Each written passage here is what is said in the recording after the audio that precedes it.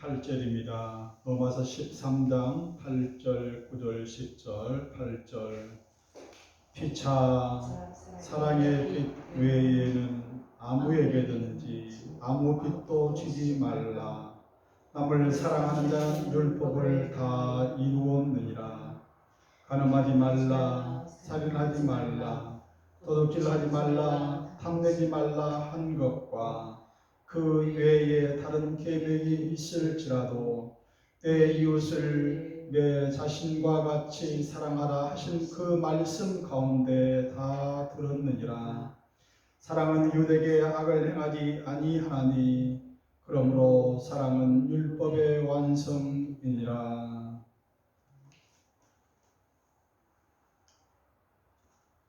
이어서 로마서 12장부터 계속 보고 있는데요. 오늘은 13장 8절로 10절에 있는 말씀 가지고 여러분과 같이 은혜를 나누고자 합니다. 로마서 12장부터 있는 말씀은 삶의 현장에서 삶으로 드려지는 예배를 말씀하고 있습니다. 우리가 살면서 어떻게 교회에서만 예배를 드리는 것이 아니고 삶의 현장에서 우리가 살면서 예배를 드리는 거거든요.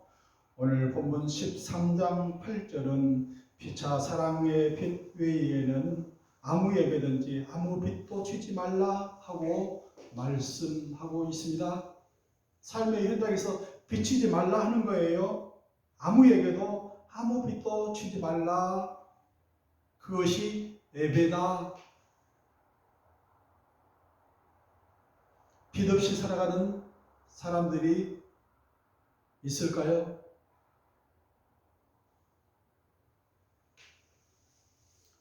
마이너스 통장에, 신용카드 할부에, 예상에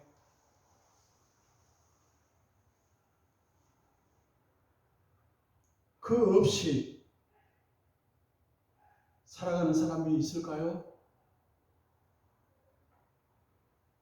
저는 마이너스 통장이나 신용카드 할부나 예상 없이 살아왔어요. 그런데 어느 날 갑자기 빚쟁이로 살고 있습니다. 왜요? 수입 대비 지출이 많아서입니다. 수입이 절반으로 줄어서입니다. 지출은 더 많아졌는데 수입은 절반으로 줄었어요. 빚쟁이가 되지 않을 수가 없는 거죠. 그래서 항상 저는 월급을 탈 때마다 생각을 해요. 해밍웨이의 노인과 바다에 보면은 정말 이 노인은 오랜만에 잡은 그 청새치를 끌고 항구로 돌아오는데 악어에게 다 뜯기고 항구에 도착해 보니 앙상한 뼈만 그 배에 걸려 있는 거예요. 월급을 받자마자 여기저기서 다 뜯어먹히고 일주일도 채 안 돼서 빈털터리로 또 빚내서 살아야 되는 그런 현실을 살고 있는 요즘 세대입니다. 이 빚은 갚아야 돼요. 누가 공짜로 주질 않아요. 대출한 거, 카드 할부한 거 언젠가는 꼭 갚아야 되는 그런 빚입니다. 오늘 성경은 삶으로 드리는 예배로 비치지 말라, 비치면서 살지 말라 하거든요. 아무에게든지 어떤 명목으로든지 비치지 말라 하는 거예요. 이것이 우리 삶 속에 드려지는 예배다. 특히 교회들은 절대 세상에 빚을 지면 안 돼요.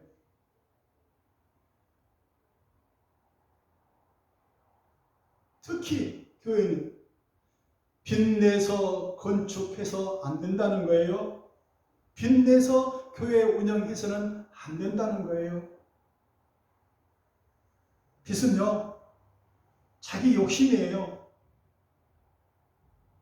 능력도 안 되면서 규모를 키우고 덩치를 키우고 뭡니까? 자기 욕심이라는 거예요. 요즘같이 빚 없이 살아내기가 참 힘든 세상입니다.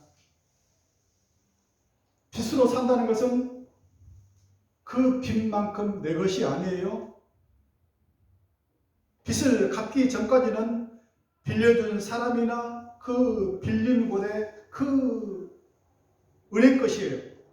갚지 못하면 그 빌려준 사람이나 그 은행에서 빼앗아 가버려요.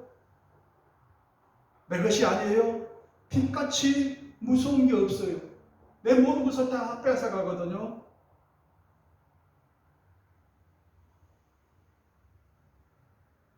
저는 교회에 가끔가다 새로운 교인이 오면은 항상 그 생각을 해요.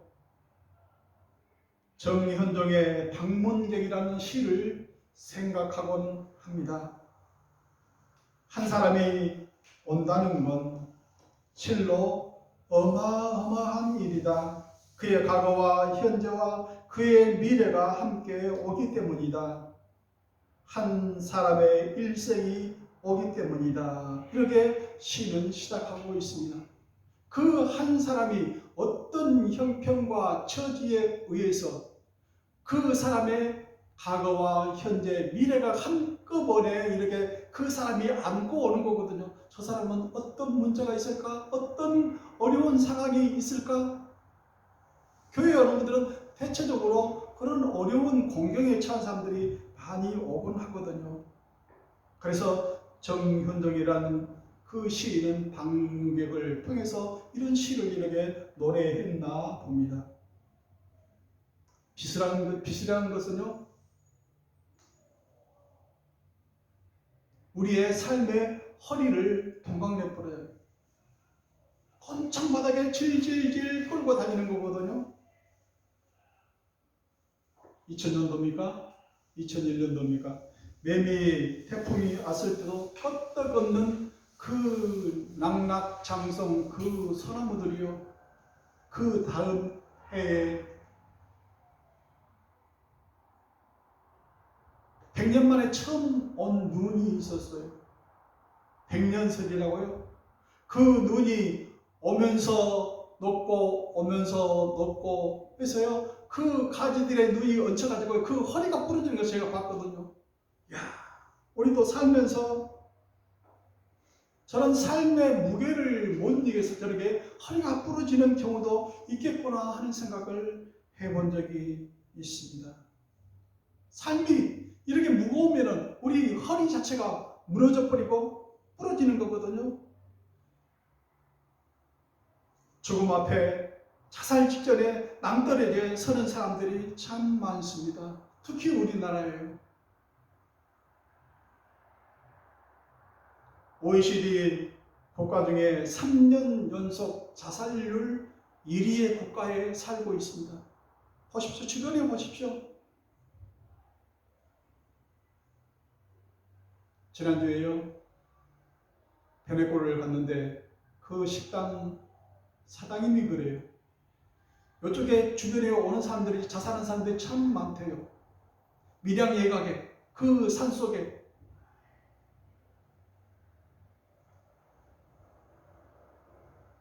빚이라는 그 부채 때문에 그렇습니다.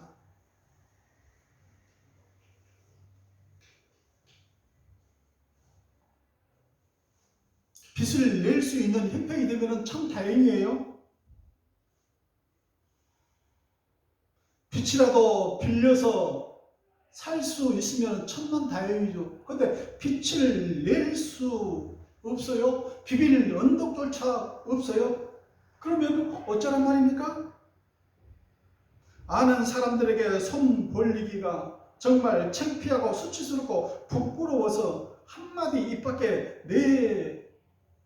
내뱉지도 못하고 벙어리 맹가슴을 앓다가 결국에는 삶을 포기하는 사람들이 많다 하는 거예요. 해결할 능력이 없어요. 그 빛은 국가도 해결해 주지 못합니다. 내 빛은 그 누구도 구출해 주지 못합니다. 그래서 나는 자포자기하고 자살까지 하는 사람들을 많이 보았습니다. 사람들은 얘기를 해요. 자살을 거꾸로 하면은 살자라는 그 글자라고. 그래서 끝까지 약착같이 살자 그렇게 얘기를 하는 사람들이 있어요. 그것은 립 서비스일 뿐입니다. 만약에 막상 그 현장에 그러게 한번 상황에서 한번 처해 보세요. 그런 생각이 드는지, 그런 어려운 사람들이 빛에 몰려서 극한 상황에 있는 사람들이 만약에 교회 안에 있다가 하면은 교회는 어떻게 해야 될까요? 세상의 감당치보다 국가도 감당치 못하는 그 사람이 교회 안에 있다고 그러면 어떻게 해야 될까요? 사람들은 얘기를 해요. 우리가 할 수 있는 일은, 내가 할 수 있는 일은 기도뿐이라고, 기도만 하면 내 할 일을 다 했다 이렇게 생각하는 사람들이 교회 안에 많이 있어요. 팽배해 있어요.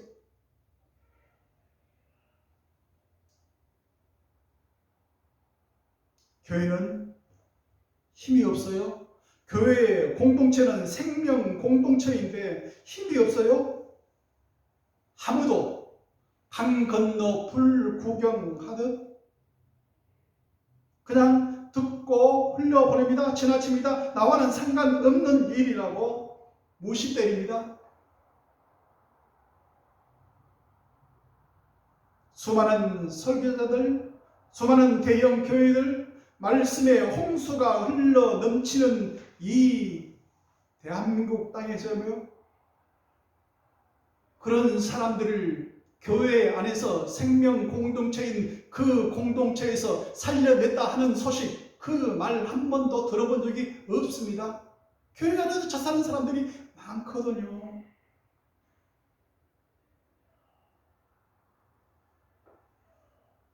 만약에 그런 사람들이 우리 가정 안에 있으면 어떻게 해야 될까요? 빛에 시달려서, 부처에 시달려서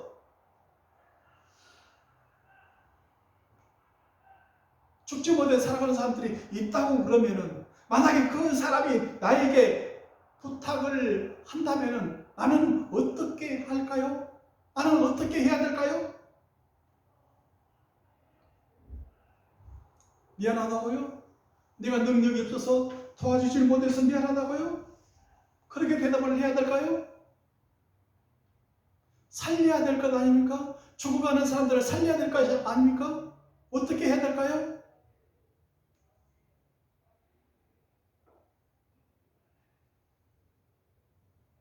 사도행전 초대교회는 그 믿는 무리가 한 마음과 한 뜻이 되어 모든 물건을 서로 통용하고 자기 재물을 조금이라도 자기의 것이라 생각하는 이가 하나도 없었다 한 그 때처럼 말입니다.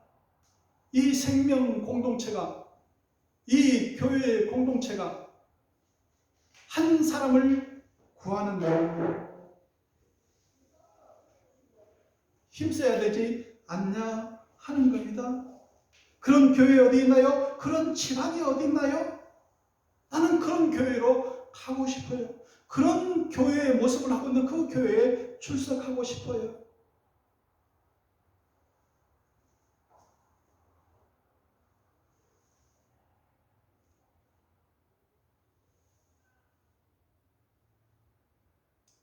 그런 공격에 처해 있는 사람이 어디 있을까요? 누가복음 10장에 사마리아인의 이야기가 나옵니다. 어떤 사람이 예루살렘에서 여리고로 내려가는데 강도를 만나 강도들이 그 옷을 벗기고 때려 거의 죽은 것을 버리고 갔더라. 제사장이 지나갑니다. 레위 사람이 지나갑니다. 사마리아인이 지나갑니다. 제사장, 레위 사람, 다 그냥 못 본 채 하고 눈 감고 다 지나가 버립니다. 그런데 그 나라에서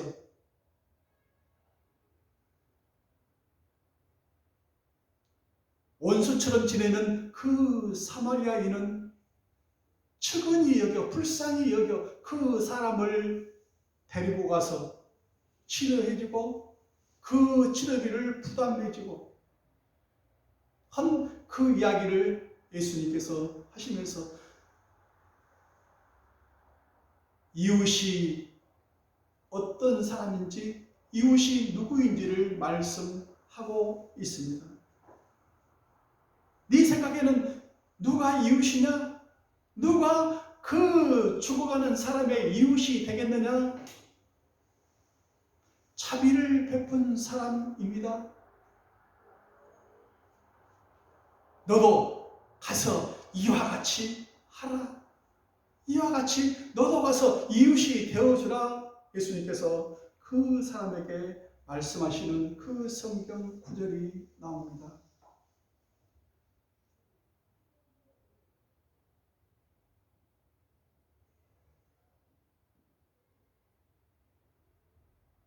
그런 공경에 처해 있는 사람 주변에 널려 있습니다.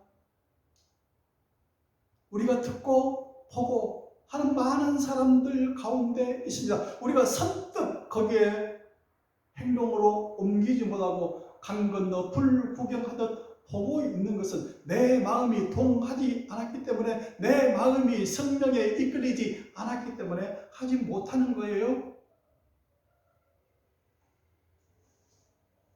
빛은요,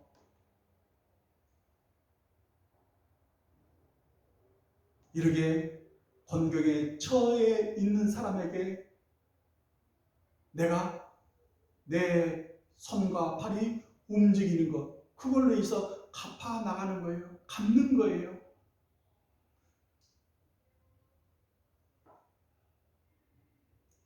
가서 너도 이와 같이 하라 하는 이 명령을 만약에 내가 받는다고 그러면은 어떻게 해야 될까요? 그런데 이런 명령을 받을 때는 말입니다. 내가 힘 있고 여유 있고 풍족하고 내가 건강할 때 이리 받는 게 아니고요. 내가 어려울 때 받더라고요.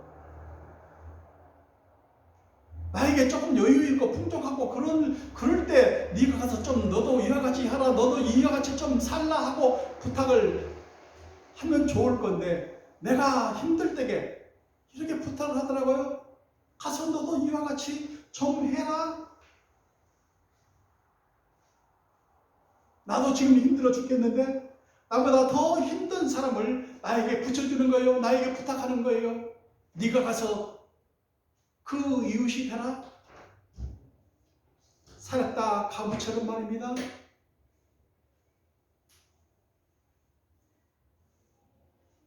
(3년 6개월) 동안 비가 내리지 않아 가뭄으로 죽어가는 그 땅에 사렙다 가브라는 사람이 살고 있었어요.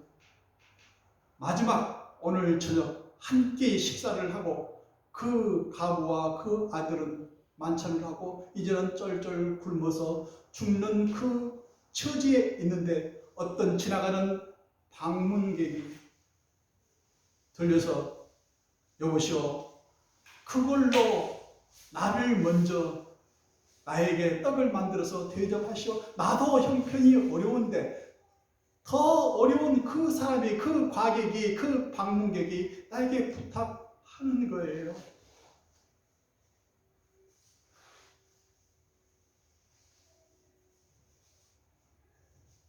내가 그 죽을 고비를 넘길 수 있는 것은, 살다 가부처럼 그 고비를 넘길 수 있는 것은 더 무거운 짐을 내 등에 짊어지는 거예요. 나보다 먼저 그 사람을 먼저 대접하는 거예요. 내가 힘들어 있는데, 나도 힘든데 나보다 더 힘든 사람이 나 좀 살려달라고 그럽니다. 나에게 한 끼 식사를 좀 먼저 해달라고 그럽니다. 어떻게 하시겠습니까?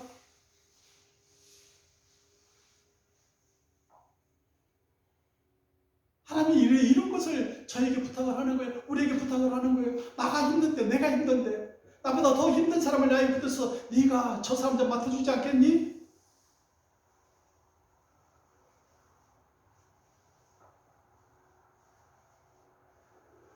내가 여유 있고 좀 풍족하고 하면은 거뜬히 내가 예스 하고 대답을 할 건데, 저도 지금 힘들어요.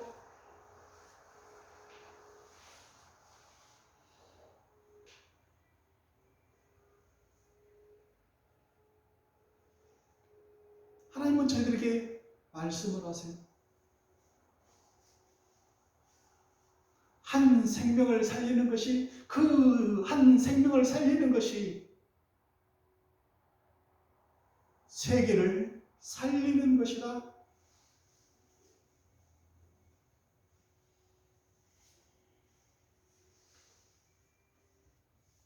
그것을 감당할 수 있는 힘은 내 의지, 내 능력, 내 힘으로는 할 수 없는 거예요.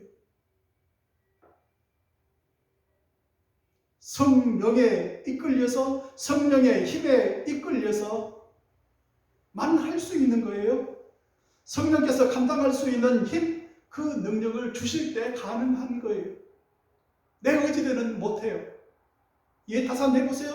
따져보세요. 할 수 있는 그 처지가 되는 건지. 역지사지의 마음으로 입장을 바꿔놓고 생각을 해보라는 거예요. 예수님이라면 어떻게 하셨을까? 어떻게 하실까?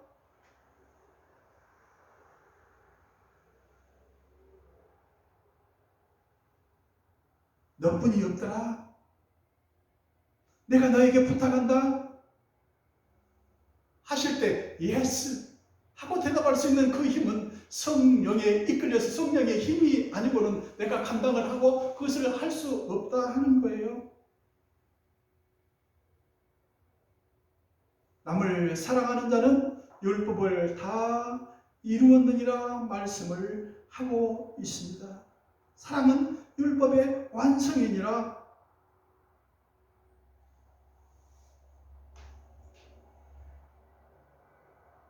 율법에 613가지의 항목이 있다고 그럽니다. 613 항목에 대한 그 지켜야 될 의무의, 내가 해야 될 그 법이 있다고 그럽니다. 그 법의 완성이 뭐라고요? 사랑은 율법의 완성이니라. 한마디로 말하면 613개의 그 항목을 요약 축소, 한마디로 말하면 사랑.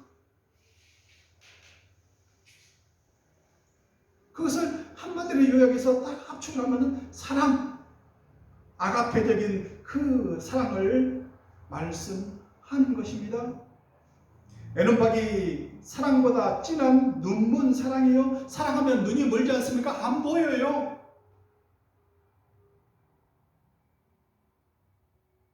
사랑은 눈이 멀어요. 안 보여요. 이에 타산적으로는 절대로 할 수 없는 그런 사랑, 사랑의 빛.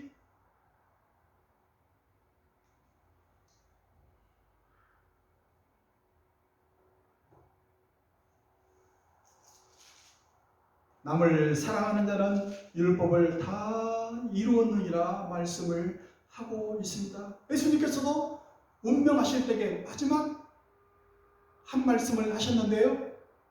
요한복음 19장 30절에 다 이루었다 하시고 운명하셨다, 그렇게 말씀을 하고 있어요. 내가 네 빛을 내가 다 갚았다. 네 부채를 다 갚았다. 이 십자가로 이 피 흘림의, 네 피 흘림의 대가를 다 치웠다. 피 흘림이 없이는 제사함을 받을 수 없기로 내가 이 방법을 택할 수밖에 없었다. 이 십자가의 피 흘림을 통해서 네 피의 그 빛을 다 갚았다. 다 이루었다. 사랑의 완성을 말씀해 주시고 떠나셨다. 다 이루었다. 다 이루도록 도와주셨다. 내 힘으로 내 능력으로는 할 수 없는데, 감당할 수 없는데 성령에 이끌려 성령의 힘으로 내가 그것을 감당했다 말씀하시고 계십니다. 남을 사랑하는 자는 율법을 다 이루었느니라 말씀하고 있습니다. 입으로만 귀로만 말하고 듣는 삶의 이야기, 삶의 그 이야기가 아닌 삶의 현장에서 이루어지는 손과 발이 되어서 말씀으로 산 사람들의 이야기, 그 설교를 듣고 싶다. 인비저블 핸스, 보이지 않는 그 손의 역사하심을, 그 간증을 듣고 싶은 시대입니다.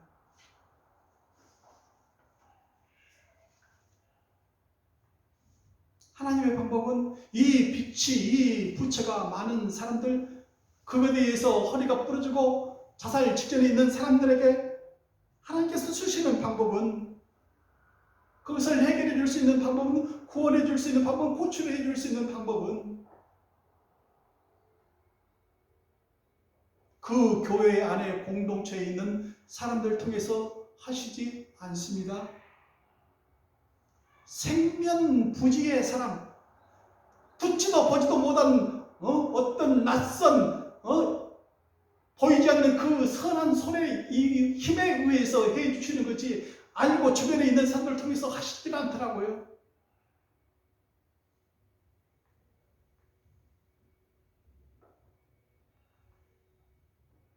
하나님께서 그런 사람들에게 부탁을 하시잖아요. 네가 감당해라, 네가 좀 해라 하시지 않아요. 하나님의 천사들을 보내서 생면부지의 그 사람들, 그 보이지 않는 선한 손을 통해서 하나님께서는 역사하고 일을 하시더라고요. 성령에 이끌려 사는 사람들의 손을 통해서 하나님께서는 일을 하시고 계시더라고요. 사랑은 율법의 완성입니다. 그 많은 것들을 이르게라 저르게라 하는 그것보다는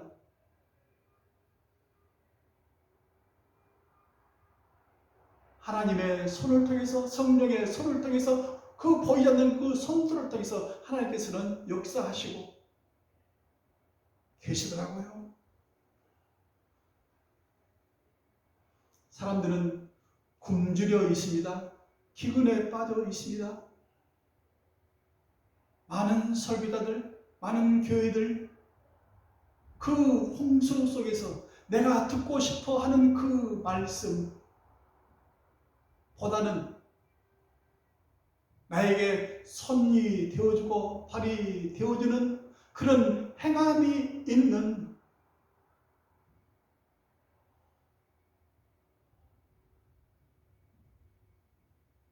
실천이 있는 그런 사람들이 필요한 때입니다. 그런 교회가 되었으면 좋겠습니다. 그런 생명 공동체가 되었으면 좋겠습니다.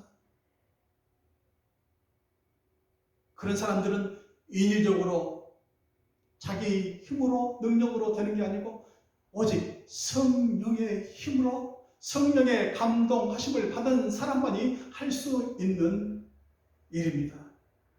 오늘 저희들에게 들려주시는 말씀, 삶의 현장에서 너희들은 이르게 살아라. 절대 아무에게나 누구에게나 어떤 명목으로든지 절대 빚을 지지 말라.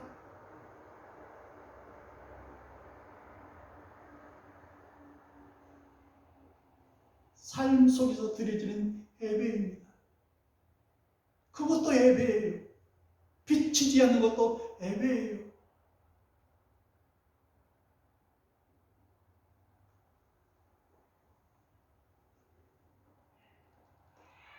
듣고도 보고도 지나쳐버리고 나와는 상관없는 일이라고 무시하고 눈 감고 귀 감는 요새 세상 속에서 참 그리스도인들 성령에 이끌려서 주의 일을 감당하는 여러분 되시기를 바랍니다.